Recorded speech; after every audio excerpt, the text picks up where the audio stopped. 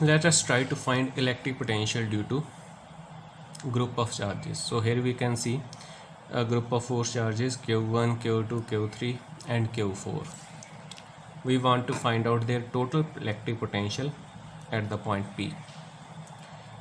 The distance of all the charges from the P are given as R1, R2, R3 and R4 respectively. Suppose Q1 is positive, Q2 is also positive, Q3 is also positive.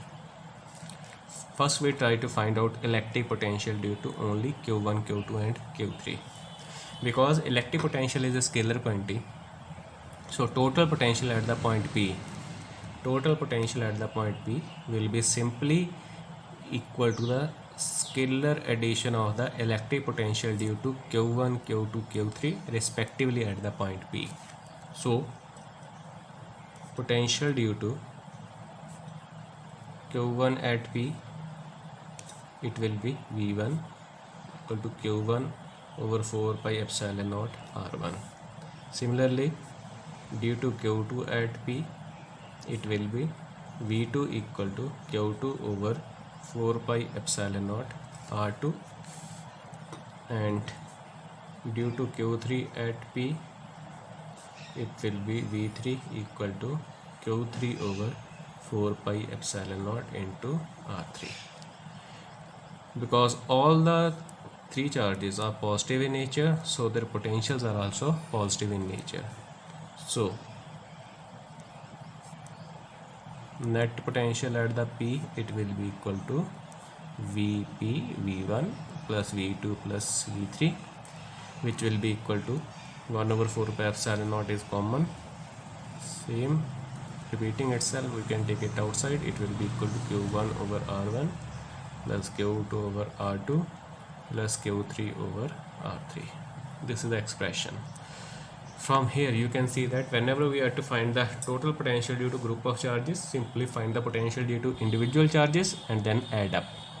Now one thing you have to remember, that because all the three charges were positive in sign, so total all the three potentials were getting added up, thereby increasing the total potential at the point P. But what if in the group of charges we have one charge or more than one charge of opposite sign? Suppose now we want to find out potential due to all the four charges with the condition that Q4 is negative in nature. So Q1, Q2, Q3 is still positive, only Q4 is negative. This means that potential of Q1, Q2, Q3 at the point P will still be positive, but the potential of Q4 at the point P, it will be negative. We have already determined the potential due to the Q1, Q2, Q3. So what will be the electric potential due to the Q4 at the point P?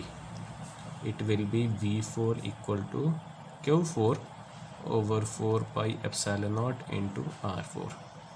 Q4 is negative in nature, so we will place a negative sign. So in this case,